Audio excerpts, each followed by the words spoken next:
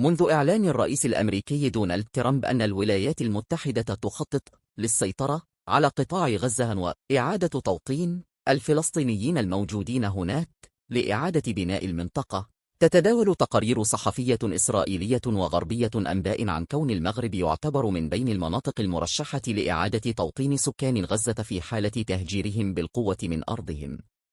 وفقا لهذه التقارير، فإن الأراضي قيد الدراسة لمثل هذا السيناريو هي المغرب، بوتلاند، وأرض الصومال، خاصة بعد أن أعلنت مصر والأردن رسميا وعلى مستوى رسمي وشعبي رفضهما لترحيل فلسطينيين إلى أراضيهما.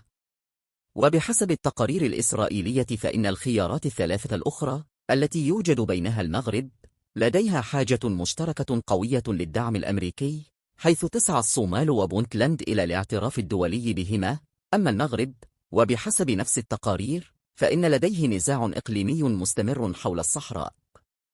ومنذ صدور الأخبار لم يأتي أي رد فعل أو توضيح رسمي من الرباط التي كانت من بين العواصم العربية القليلة التي التزمت الصمت ولم تعلق على اقتراح ترامب بخصوص تهجير الفلسطينيين من غزة.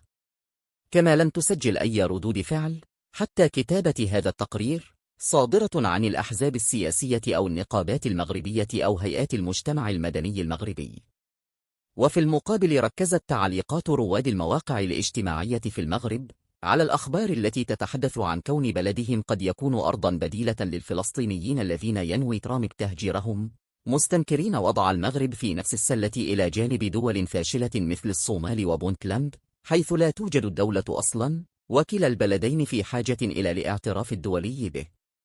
وهو ما اعتبره المعلقون إهانة لبلدهم، ويعكس صورة المغرب في مخيلة الرئيس الأمريكي المتعجرف.